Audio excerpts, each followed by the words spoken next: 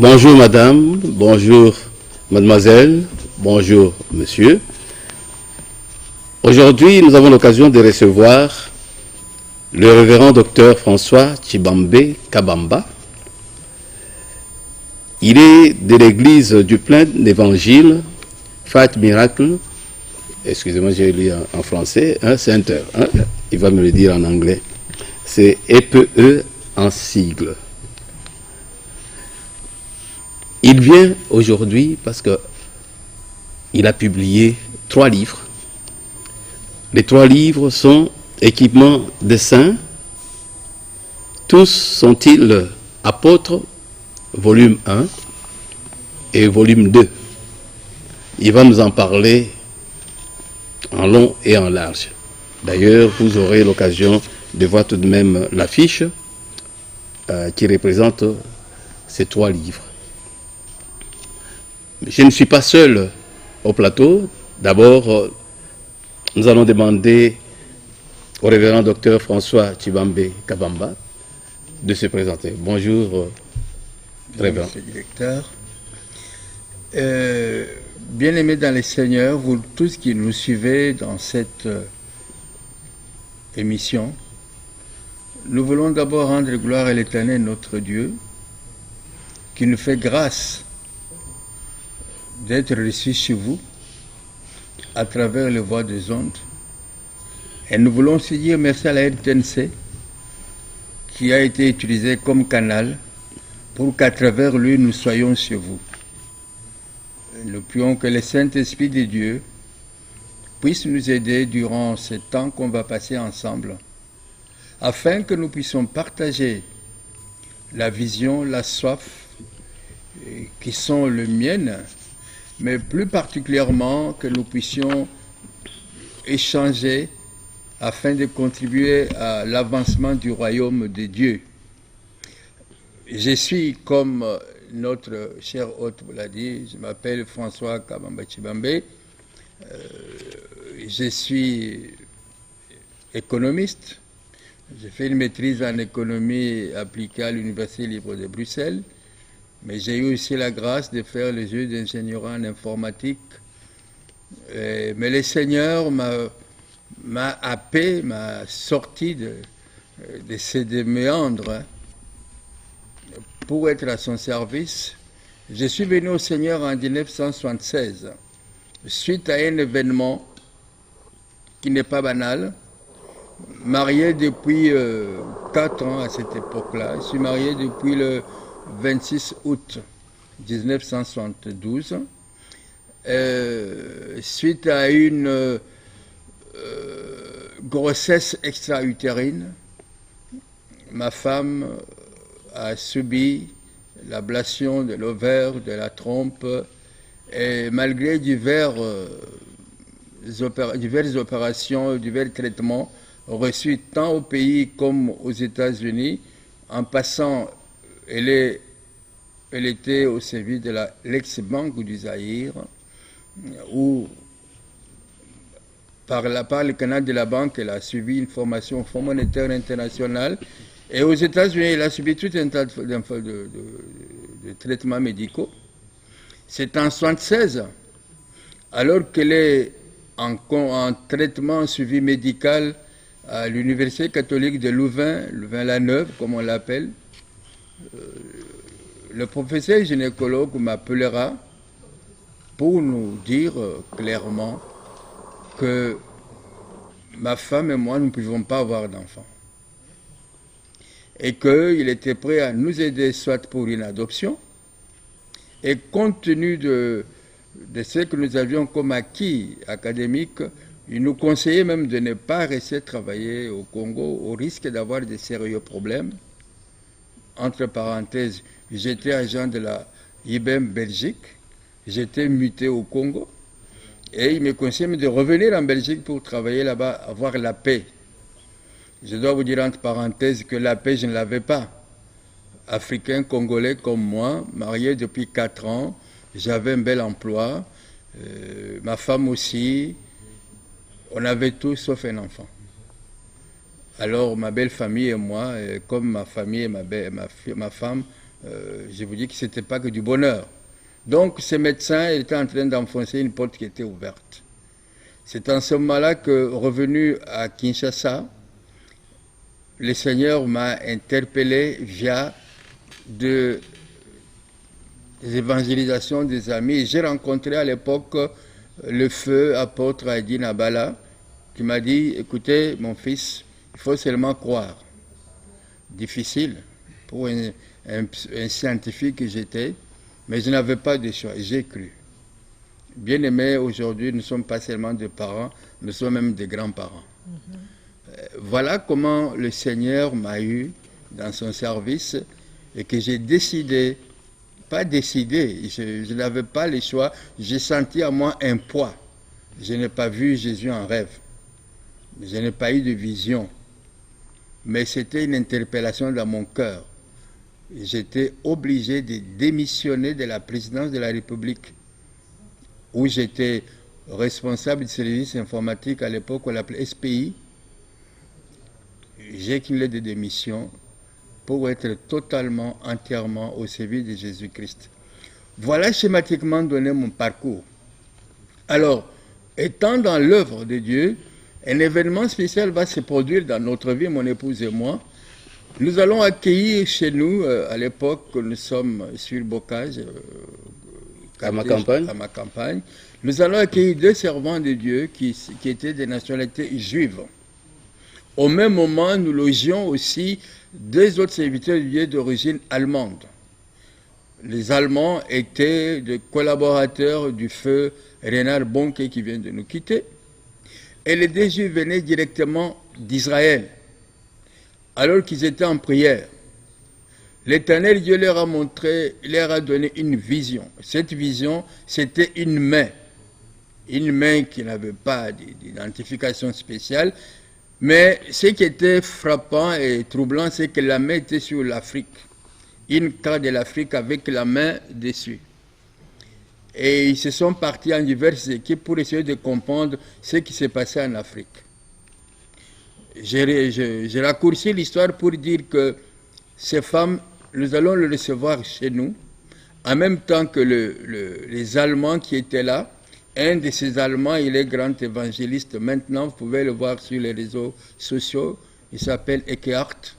Et il fait des campagnes d'évangélisme dans la région d'Éthiopie. Les femmes, une fois arrivées chez nous, on les a accueillies. Et elles ont appelé la base pour dire que maintenant, nous sommes dans telle ville. Le lendemain, la base va les appeler pour leur dire ne restez plus là-bas parce que le Seigneur nous montre que la main que nous avons vue est sur ces pays-là. Et le pays à l'époque, c'était la République du Zaïre. Nous sommes dans les années 80.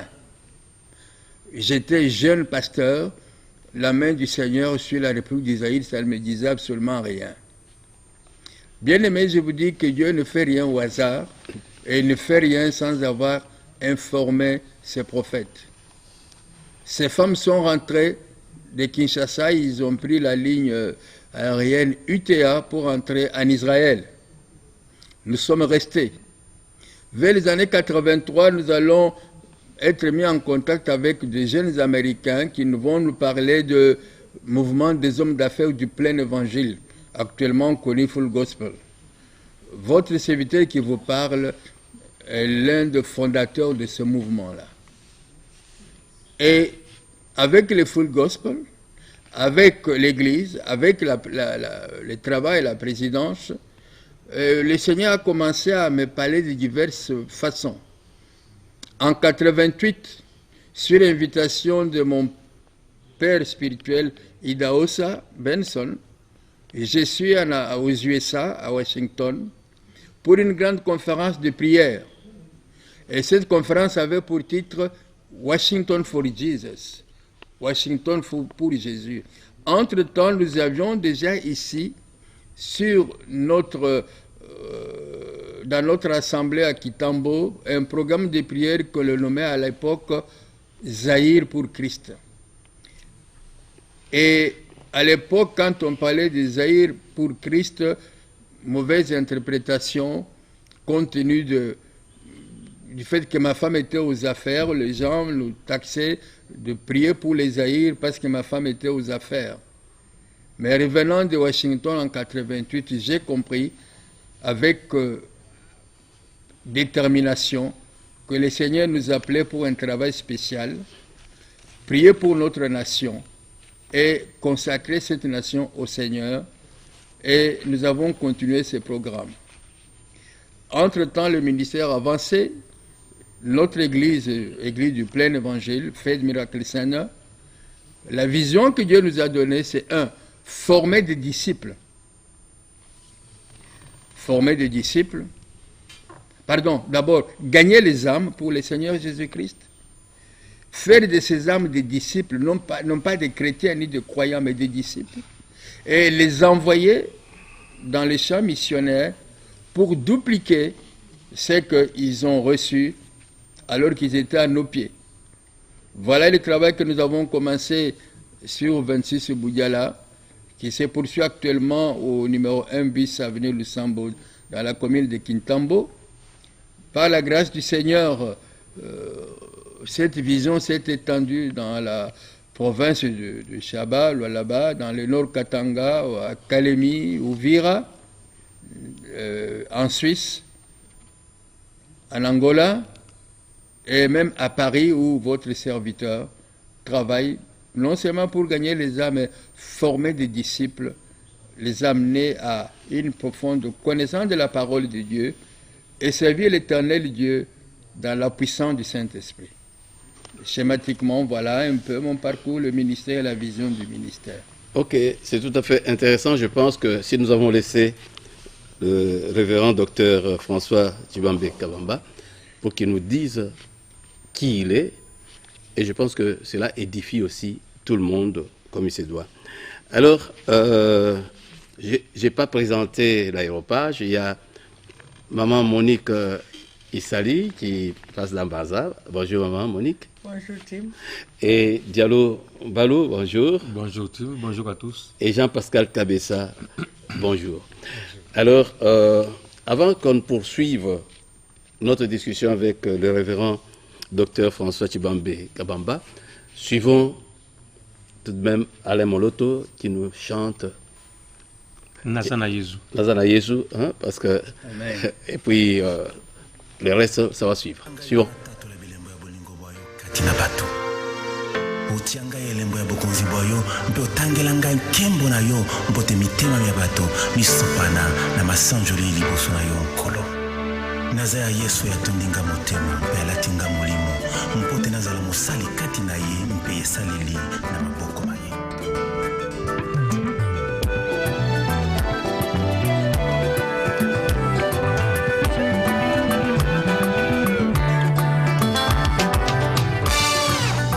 Atoninga motema alatinga molimo nzoto mpe mayele naza ya yesu alatisi ngai elamba esika bomoi ya basantu mpe motole ya nkembo na moto naza ya yesu akomisi ngai moninga ya motema na ye ngolu ezanga suka naza ya yesu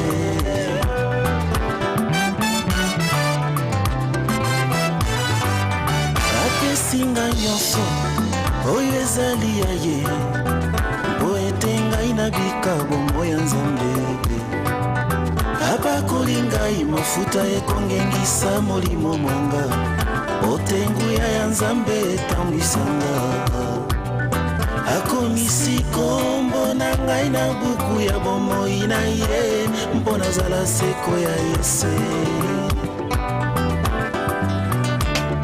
naza ya yesu na botama na molimo mosantu na nzoto te naza ya yesu bomoi nanga ekoma nango libonza ya nzambe tata naza ya yesu na bombama na makila motuya ya mwana nzambe naza ya yesu nasimbama na liloba nzambe ya nkolo na bomomu yango ata bitumbeleki makasi na banga te nasimbama na mokeli na nyonso assurance éternelle naza nanga moleki mais pour l'instant naza nano awa na se abengi nga mwinda nasala nini naza kopela Yesu yango ata liboso ya kufa na banga nini nasimbama na makomi elobi Yesu alonga nde liwa naza nanga moleki mais pour l'instant naza nano na bomoi abengi nga mungwa nasala nini naza kopesa gu na mokili kolo oyo apesi nga ntina naza ya ye nakoma propriété privé ya nzambe mokeli ya nyonso bomoi nanga basimba te bameki basimbi nzambe motindami asimbi elaka akufaka te kino oyo nzambe alobi ekokisama kati na ye le fils de la promesse ne meurt jamais. Voilà, c'était Alain Moloto dans Naza na Yesu. Ma toute première question, pasteur,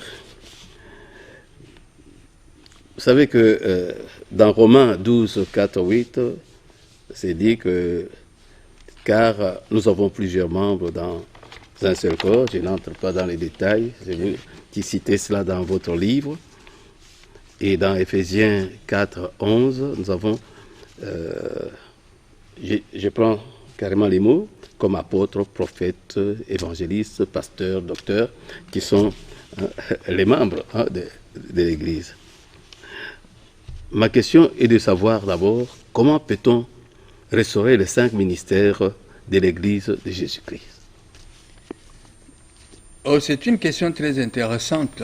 Alors, j'aimerais d'abord nous éclairer pour mieux situer ma réponse. Romain nous parle d'un corps ayant plusieurs membres. Le corps, en fait, c'est le symbolisme que l'apôtre Paul, Dieu merci pour la vie de cet homme, a reçu la révélation de la part de l'Éternel, notre Dieu. La révélation selon laquelle l'Église, corps du Christ, est semblable à un corps physique. Le corps ayant plusieurs membres, donc l'Église, corps du Christ, a aussi plusieurs membres. Dans un corps, il n'y a pas de membres privilégiés, tous sont importants et tous sont utiles. Et tous ont besoin les uns des autres pour le bon fonctionnement d'un corps physique. Pareillement, pour l'Église, corps du Christ, tous les membres sont importants et leur interaction, leur action les uns vis-à-vis des autres est indispensable pour le bon fonctionnement de l'Église, corps du Christ. Alors, quand nous entrons dans Éphésiens 4, 11, là, la Bible parle de ministère. En fait, on peut remonter d'abord dans Corinthiens, 1 Corinthiens 11, 4, 5, qui dit il y a plusieurs, il y a diversité de dons, un même esprit. Diversité de ministères, le même Seigneur. Diversité d'opérations, même Dieu. Donc en fait, tout part de là. Nous avons Dieu le Père, Dieu le Fils, Dieu le Saint-Esprit. Diversité de dons, même esprit. Là, la Bible nous parle de dons du Saint-Esprit. Il y en a 9. Diversité de ministères, le même Seigneur. Là, on nous parle de ministères, en fait, les services, mais dont, en fait, le donateur aussi, on peut parler donateur, et Jésus-Christ. Alors, diversité d'opérations, le même Dieu. Donc, il y a aussi les opérations qui ne sont pas originaires du Saint-Esprit, qui ne sont pas de Jésus-Christ, mais qui sont de l'Éternel, notre Dieu. Nous naissons avec des talents, nous naissons avec des capacités qui nous permettent d'agir dans les corps du Christ. Alors, Éphésiens 4, 11, il parle de diversité de ministères, donc les ministères qui sont de Jésus-Christ. En fait, Jésus étant sur terre, il est tout en tout.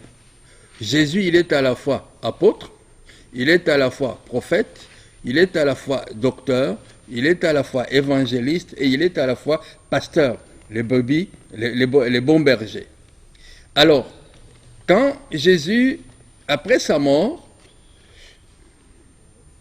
il va laisser son corps, que nous appelons Église, Mais ce corps n'a pas un seul dirigeant, n'a pas une seule personne qui peut se prétendre « c'est moi qui suis le remplaçant de Jésus ». Non, c'est comme la main, le doigt d'une main.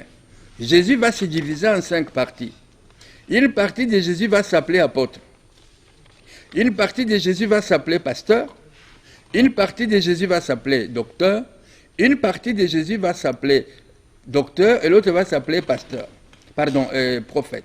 Donc, la Bible dit il donne les uns. Il n'a pas dit il donne aux uns. Il donne les uns. Donc, c'est transitif. Donc, les apôtres, les prophètes et tout ça sont des dons. Ils sont d'abord des hommes et ces hommes sont des dons. Et Jésus donne ces dons à l'Église. Et ces hommes étant des dons, eux-mêmes, ils ont aussi des dons en eux. Donc le pasteur a des dons, le docteur a des dons, et ainsi de suite. Alors, ces ministères-là, Éphésiens définit leur objectif pour le perfectionnement des saints. Qui sont les saints? Les saints ne sont pas les personnes qui sont mortes dans les différents cimetières. Non, les saints sont des hommes vivants, des hommes et des femmes. Pourquoi on appelle saints? La première signification des saints, ça veut dire ceux qui sont consacrés. Ces personnes sont mises à part pour Dieu. Ils ne sont pas saints dans le sens de la sanctification. Ils sont saints, ils continuent à être sanctifiés et puis ils seront saints. Alors, les saints, c'est qui? Les saints, c'est toute personne qui reçoit Jésus-Christ comme Seigneur et Sauveur. Il est saint, il est consacré. Mais cette personne, elle est brute. Elle ne peut pas directement servir Dieu dans son état brut. On doit le tailler. On doit lui montrer comment marcher, comment parler. Alors, les 5 ministères ont pour responsabilité première de perfectionner, donc de faire en sorte que les saints, les nouveaux croyants, soient aptes à exercer le travail du ministère. Donc, ce n'est pas l'homme qui va restaurer le ministère. L'Église, c'est l'œuvre de Dieu. Jésus dit à ses disciples, « Je bâtirai mon Église ». L'Église n'appartient à aucun pasteur. L'Église appartient à Jésus-Christ. C'est lui qui bâtit son Église, c'est lui qui restaure, c'est lui qui implante, c'est lui qui donne le ministère pour l'accomplissement, pour la bonne marche de son Église, parce que Jésus revient bientôt, il dit, il vient pour prendre son Église, l'épouse du Christ. Donc, l'Église, ce n'est pas un homme, et pas surtout Chibambe, ce n'est pas un homme qui va restaurer le ministère, c'est Jésus-Christ par la puissance du Saint-Esprit qui est en train de se faire une épouse belle, sainte, capable de fêter avec lui la noce de l'agneau au retour de notre Seigneur Jésus-Christ. Bon, je vais poser une question, mais avant de donner la parole à notre aéropage, mais qu'entendez-vous par le leadership dans l'œuvre de Dieu? Très bonne question. J'en ai parlé indirectement. Ouais. En fait... C'est pour étayer un peu plus. Oui. Hein? Jésus, il est la tête de l'Église. La tête, c'est le capital, le chef.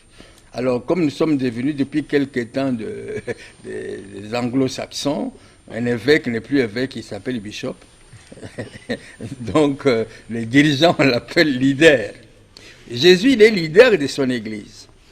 Alors, il n'a pas donné la direction de l'Église à un seul individu. Comme nous l'avons dit, c'est comme les doigts d'une main. Une partie de la direction de l'Église, Jésus la donne à l'apôtre. Une autre partie au prophète. Une autre partie au docteur. Une autre partie à l'évangéliste. Et l'autre au prophète. Donc, ces 5 personnes constituent ce qu'il est convenu d'appeler les ministères de gouvernement. Le gouvernement de l'Église est dirigé par ces 5 personnes. Ce sont eux qui ont la responsabilité d'amener le corps, l'Église du Christ à la maturité et à l'état parfait, à la perfection qu'est Jésus-Christ. Donc c'est ça le leadership de l'Église. Par contre, les fidèles, ils ont aussi un ministère, mais leur ministère, c'est le ministère d'aide. C'est pour travailler ensemble sous la direction d'un leader qui peut être apôtre, prophète, docteur, évangéliste, ainsi de suite. Ok, alors, vous dites dans votre livre, de toute façon, que chaque appel divin comporte 3 phases. Tout à fait. C'est l'appel lui-même, la préparation qui est la phase la plus importante, et le commissionnement qui pousse la personne à entrer en fonction. Alors, pouvez-vous nous expliciter un peu ces 3 phases succinctement? Merci beaucoup, mon frère, parce que cette question est capitale. Je m'adresse plus particulièrement à tous les hommes, toutes les femmes de Dieu, toutes les personnes qui aspirent au ministère. Je prends 2 exemples tirés du monde séculier.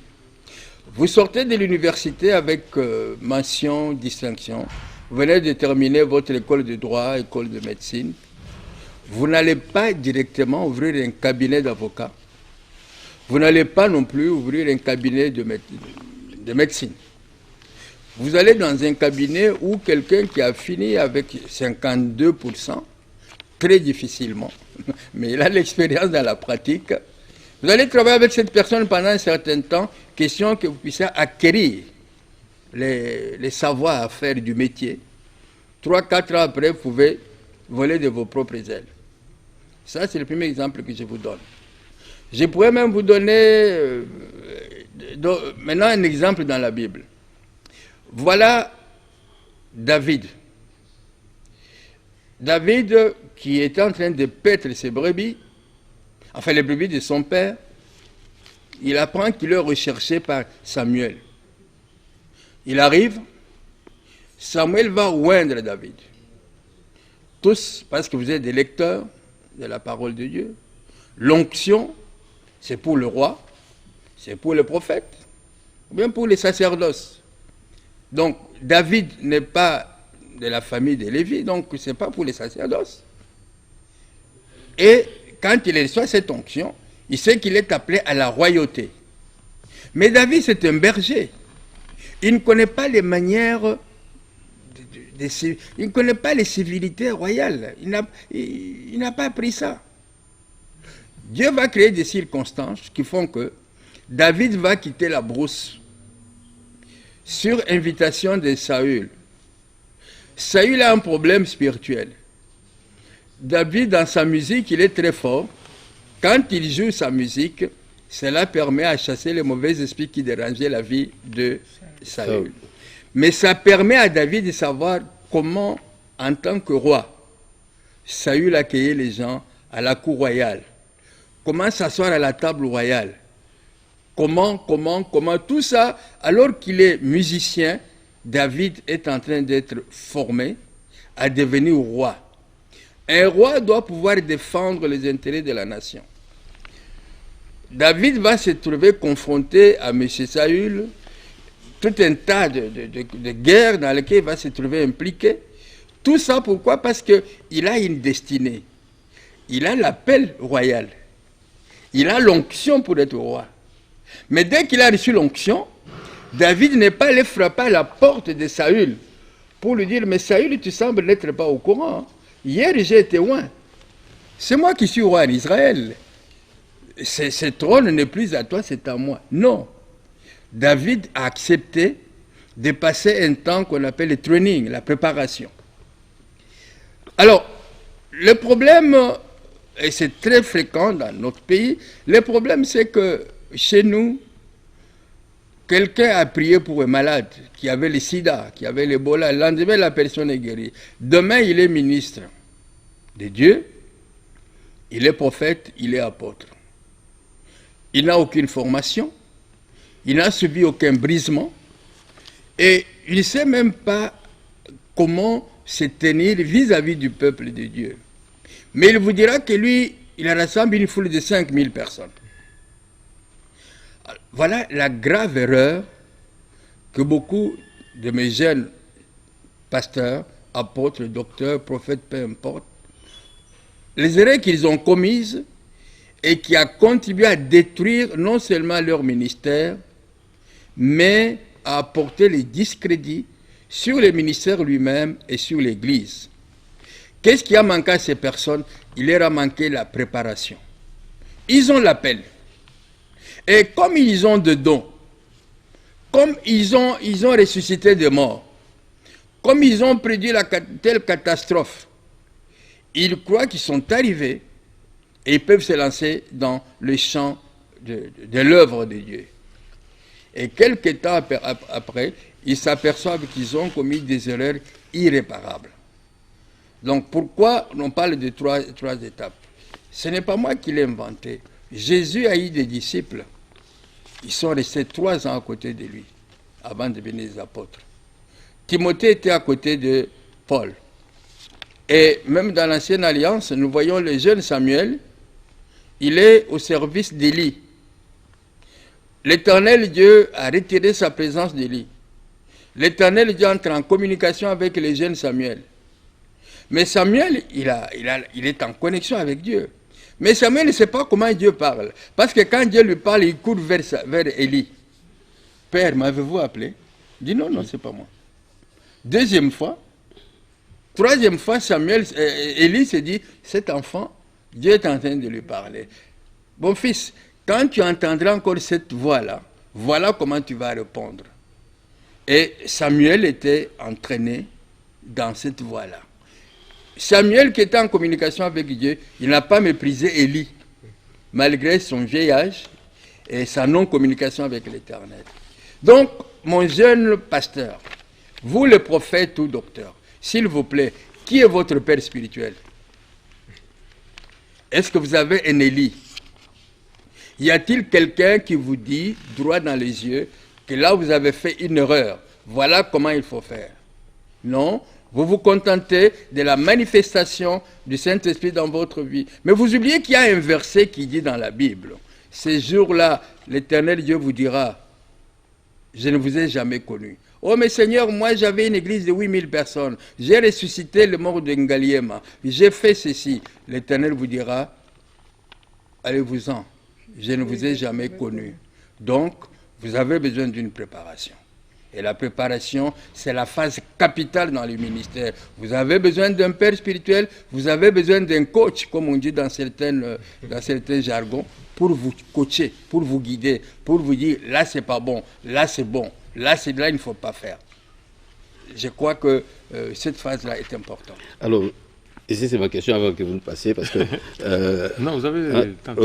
qu'entendez-vous par l'équipement des saints? Parce que c'est dans votre livre, hein, je vois ici, il y a équipement des saints. Qu'entendez-vous par cela? Alors, vous voyez, Dieu nous appelle à son service. Prenons encore un exemple terre à terre. Vous êtes basketteur, vous n'allez pas vous présenter sur le terrain de basket avec des bottines d'un footballeur. Et si vous êtes l'homme de hockey ou bien de rugby, vous avez un équipement spécial. Alors, sur le plan spirituel, c'est pareil. Dieu nous appelle à travailler dans son ministère. Il ne nous appelle pas d'y aller en costume cravate ou en robe. L'équipement de saint, c'est un équipement spirituel. Comme je l'ai dit tout à l'heure, les saints, c'est tous les enfants de Dieu, toutes les personnes qui ont accepté Jésus comme Seigneur et Sauveur. Alors, regardez les apôtres qui ont fait, une fois Jésus les a envoyés, ils sont allés, ils ont fait des miracles, ils ont dit, Maître, même, voilà, Satan nous était soumis, ainsi de suite. Mais, avant la Pentecôte, Jésus va leur dire, ne quittez pas Jérusalem, jusqu'à ce que vous soyez revêtus de la puissance d'en haut. L'équipement des saints, c'est la présence dans le serviteur, en bref, c'est le baptême dans le Saint-Esprit. Quand vous êtes baptisé dans le Saint-Esprit de Dieu vous revêt, il vous donne, il vous équipe d'un don. Un don, c'est un don. Vous n'avez pas besoin d'aller à Massachusetts ou bien à la Sorbonne ou à l'Unikin pour avoir ça. C'est un don, c'est une grâce du Seigneur. Il vous donne ces dons-là. Il dit, bon voilà, vous allez faire tel travail. Voici les dons que je vous donne. Voici l'équipement, voici la grâce que je vous donne. Alors c'est ces dons-là, c'est cette grâce-là qui est sur chacun de serviteurs de Dieu, qui est baptisé du Saint-Esprit, que nous appelons là-bas équipement. Parce que le Saint-Esprit n'est pas donné pour... c'est comme quelqu'un dirait, écoutez, la femme ne doit pas faire ceci, mais il y a des femmes qui sont remplies du Saint-Esprit. Je ne sais pas si elles ont reçu le Saint-Esprit pour faire la bonne cuisine. Je ne pense pas. Le Saint-Esprit est donné pour le travail. Donc l'équipement de ça, c'est la présence dans la vie de l'enfant de Dieu, des dons spirituels qui lui permettent d'exercer son ministère dans l'œuvre du Seigneur. Merci bien. Alors, cette fois-ci, nous allons passer d'abord à notre seule dame qui est ici. Monique, une question? Bon, je peux toujours avoir une question. Je voudrais poser la question au docteur. Comment vous faites la formation? S'il y a une école, oui ou non? S'il n'y a pas d'école, en lisant juste les écrits, les livres que vous venez de faire paraître, peut-être que quelqu'un peut avoir la formation là-dedans. Ou bien c'est vous-même qui formez, ou bien c'est votre épouse, parce que dans un ministère, l'épouse est toujours quelqu'un qui est plus forte, parce que une femme qui prie, c'est une forte femme. Merci beaucoup. Maman, votre question me concerne personnellement. Je suis venu au Seigneur à travers le ministère de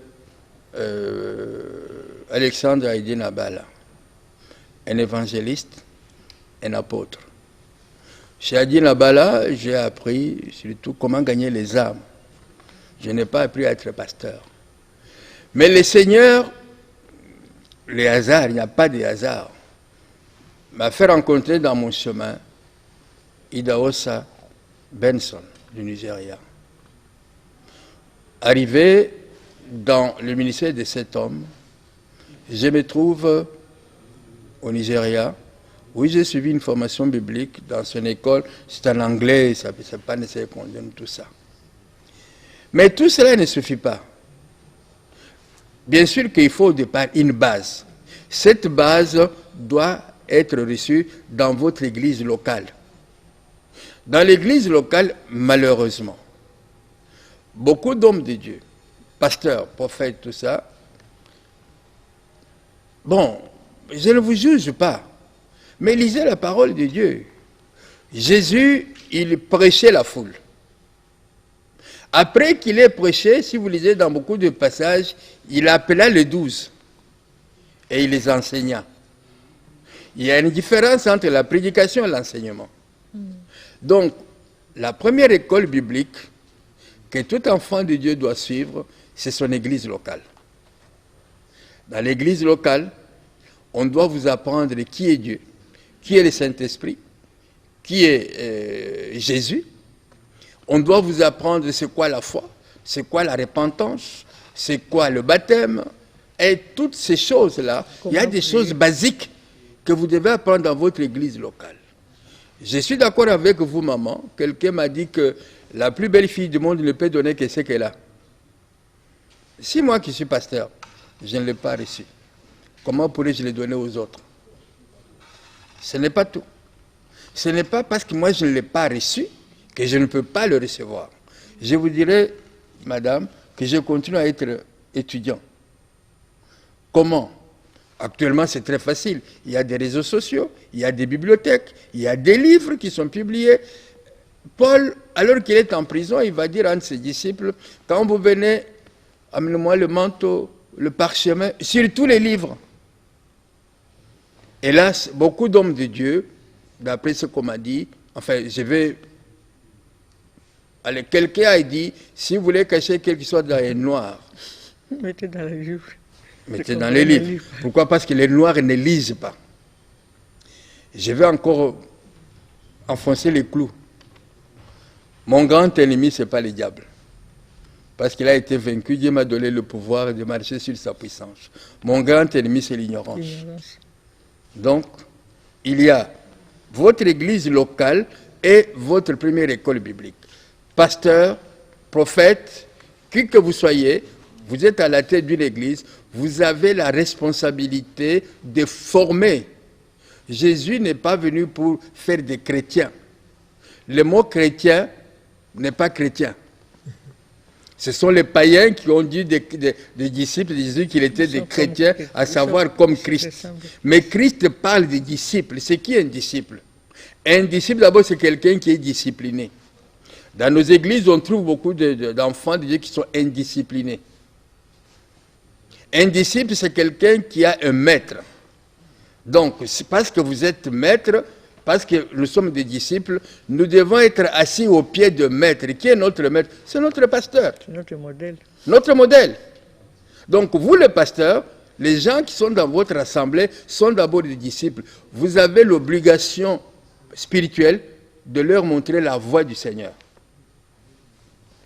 Ok, nous passons à la deuxième question avec Diallo. Révérend. Je vous ai suivi févrièrement. Quelque part, vous avez parlé de Jésus. Pierre, sur cette pierre, je bâtirai mon église. Ok. Il y a l'église, il y a la religion. D'accord. Les rapports entre les deux. Quand je vois Jean-Baptiste qui prêchait dans le désert, et quand je vois Jésus qui prêchait dans la ville, dans la foule. Et la seconde question, la formation, ne s'oppose pas à la grâce et à la foi. C'est ça. Je vais commencer par la deuxième question, comme ça nous permet de nous étendre sur la deuxième. La formation ne s'oppose pas à la grâce. La formation ne s'oppose pas à la foi. Aussi faut-il que quelqu'un sache c'est quoi la foi. Bon, je vous donne un exemple qui va peut-être faire sourire d'autres. Quelqu'un, j'habite la région parisienne, quelqu'un, il n'a pas d'étiquette de transport, de titre de transport pour prendre le métro et le bus.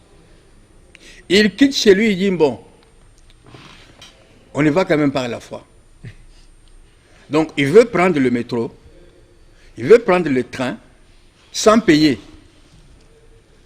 Il dit qu'il va par la foi.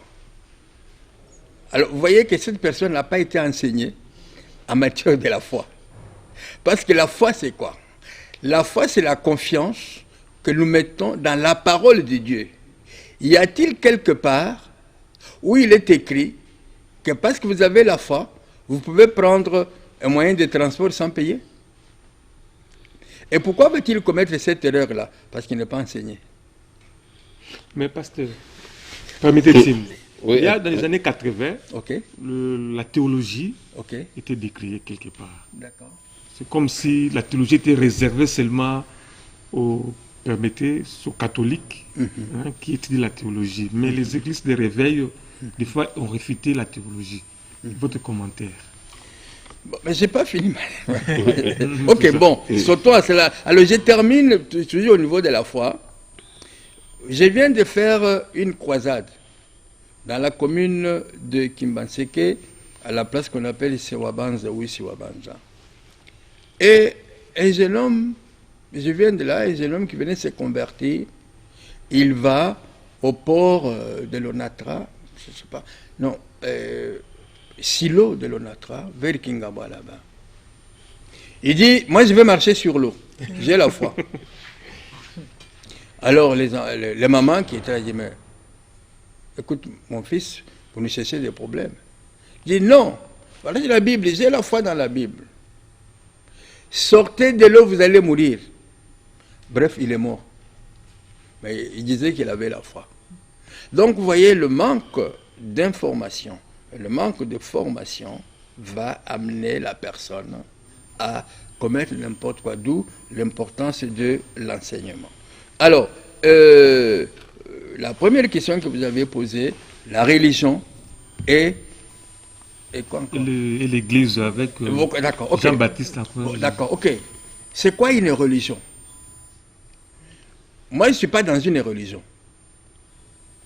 Je suis dans une relation.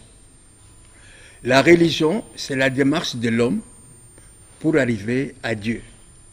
Dans la religion, on vous dira, si vous voulez arriver auprès de Dieu, il faut vous raser la tête, porter une robe blanche, bleue, marcher pieds nus, et ne mangez pas de la viande. Bon, tout un tas de n'est pas. Quand vous allez faire toutes ces choses-là, vous allez arriver à Dieu. Mais ma Bible me dit que tout homme, il est perdu, qu'il mange de la viande ou pas. Jésus, la Bible dit, il est venu chercher ceux qui sont perdus. Comment les ténèbres peuvent-elles chercher la lumière? C'est Jésus qui est lumière, qui vient vers le perdu pour nous chercher.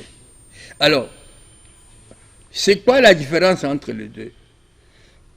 La différence entre les deux, c'est que la parole de Dieu que nous prêchons, c'est une relation. Nous ne prêchons pas une religion. Nous ne prêchons pas un système philosophique. Nous enseignons comment entrer en relation avec Dieu. Dieu veut avoir une relation avec son peuple. Celui qui a Jésus, il a la relation avec Dieu. Parce que cette relation a été rompue par le péché.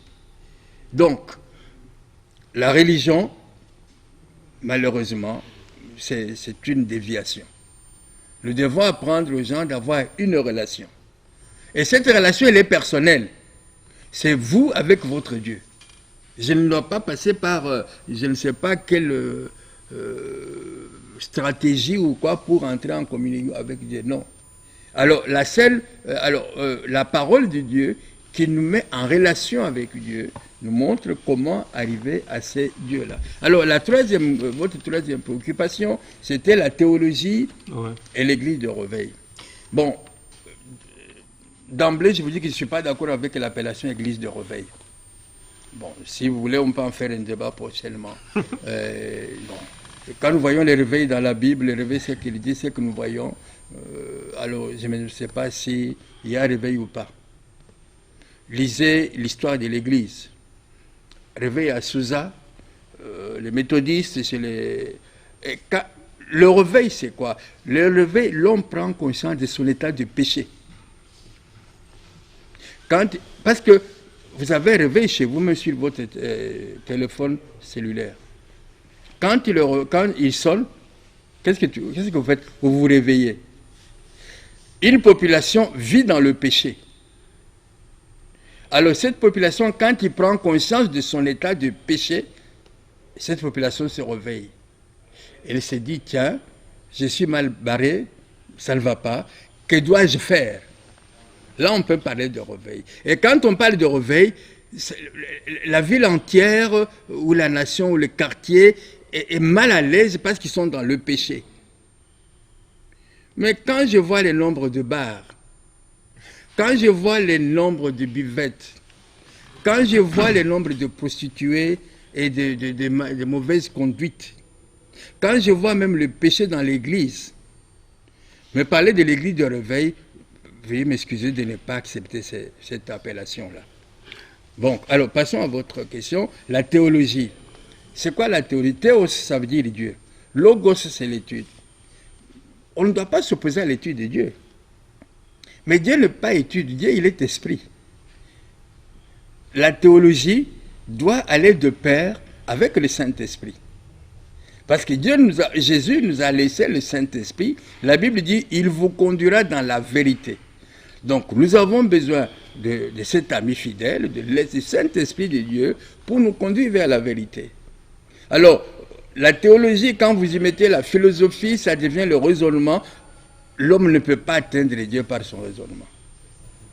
Voilà ma réponse. Bon, alors nous allons passer tout de même à Jean-Pascal, qui a aussi une question à poser. En fait, pasteur, moi j'aimerais... Bon, rapidement, une question, parce qu'on n'a plus beaucoup de temps. Oui, qu'on revienne un peu sur les ministères. Okay. Mais en fait, moi je ne comprends pas un peu ce qui se passe dans l'Église actuelle, et surtout ici en RDC, la prédominance du pasteur. C'est comme si en fait... il est en train d'occulter tous les autres ministères. Tout à fait. C'est un peu ça ma préoccupation. Bon, je dois vous dire que je n'ai pas un service d'enquête pour savoir comment le pasteur travaille, comment les autres travaillent. Si tel est le cas, moi, vous savez, je n'ai pas le temps de m'occuper de notre propre église. Alors ne me demandez pas d'aller voir ce qui se passe à côté. Mais si ce que vous dites est vrai, c'est une erreur. C'est une erreur parce que vous avez 5 doigts. Comment pouvez-vous... Je ne connais pas très bien le lingala. On dit qu'un seul doigt... Alors, vous êtes pasteur. Mais vous ne pouvez pas tout faire. Il y a des moments où vous avez besoin de docteurs, vous avez besoin d'un apôtre. Les 5 ministères doivent travailler en symbiose. Alors si ce que vous dites est vrai, c'est une erreur. Mais pourquoi il y a cette erreur? Manque de formation aussi. Ok. De toute façon, nous tendons vers la fin de cette émission. Pourtant, c'est tout à fait intéressant. Je pense que le révérend docteur François Tshibambe ne va pas rentrer à Paris pour ne plus revenir un jour, parce que nous devons poursuivre notre... Je suis de Kinshasa. Ok. Alors, de toute manière, vous savez, il y a le tabernacle.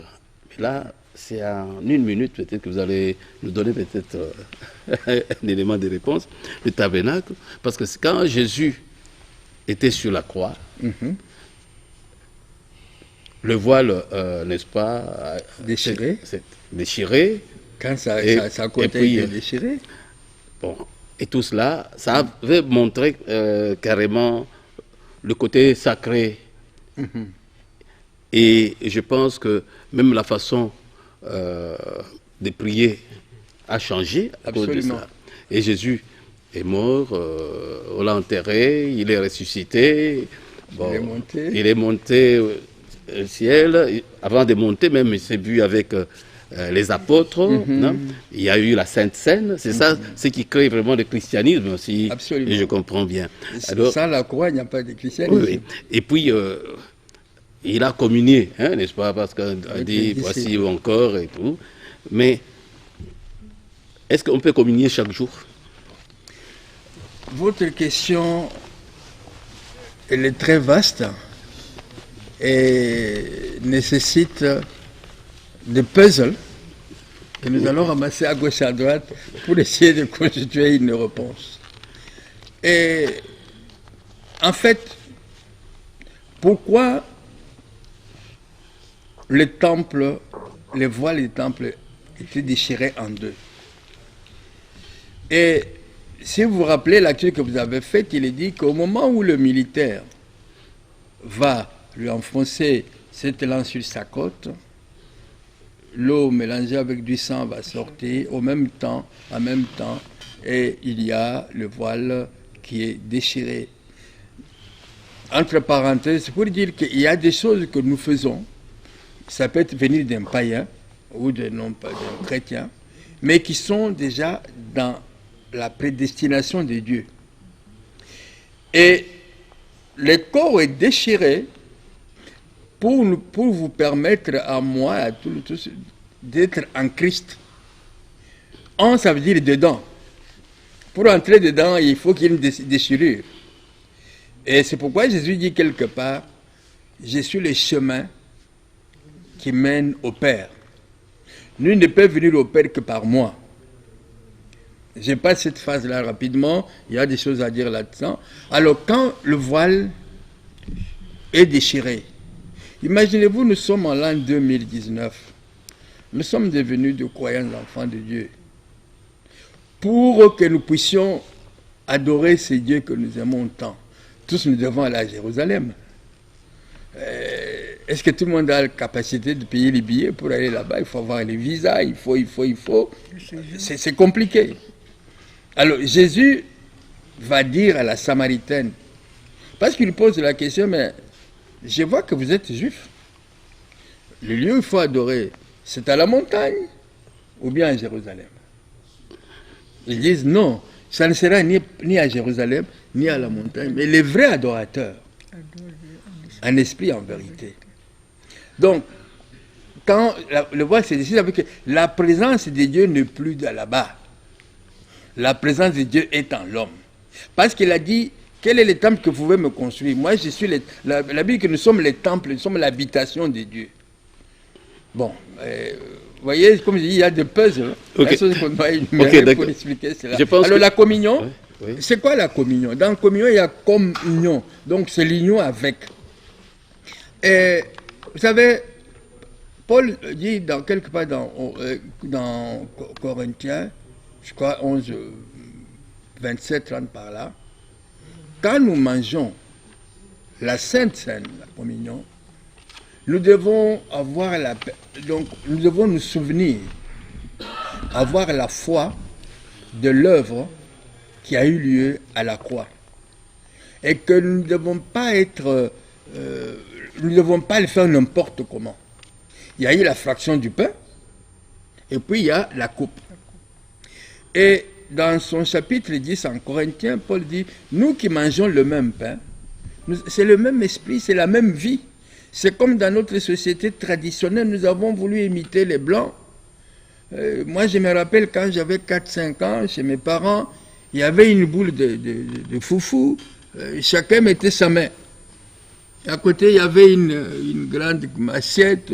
Donc, nous tous qui mangeons cette nourriture-là, on avait la même santé. S'il y avait des microbes, tous on était malades. Pourquoi? Parce qu'on mangeait la même chose. Alors, vous trouvez quelque part en brousse, mais louez votre Dieu, recommandez ce que vous prenez à Dieu en disant, bon, nous mangeons, c'est notre chikwang, c'est notre riz, c'est notre bidja, mais nous les prenons au nom de Jésus. Nous les symbolisons au corps du Christ et nous prenons notre chibuku, nous prenons notre malafou. Donc, okay. Voilà. Bon, merci bien, je vous coupe parce qu'on me dit que on a déjà terminé. Nous disons tout de même merci au révérend docteur François Chibambe Kabamba. Et merci à maman Monique Issali, Diallo Balou et Jean-Pascal Kabessa et à toute l'équipe qui nous a accompagnés pour être à la maison. Et nous vous disons au revoir et à la semaine prochaine, tout en vous souhaitant nos meilleurs voeux de Noël et de Nouvel An. Merci beaucoup à la RTNC et merci surtout à mes frères et sœurs qui étaient là. Vous m'avez aidé à partager non seulement avec vous, mais avec tous nos viewers. Oui, nos téléspectateurs. Nos téléspectateurs, c'est que nous avions à partager. Vraiment, que toute gloire revienne à Jésus notre Seigneur. OK. Thank you very much. Bye.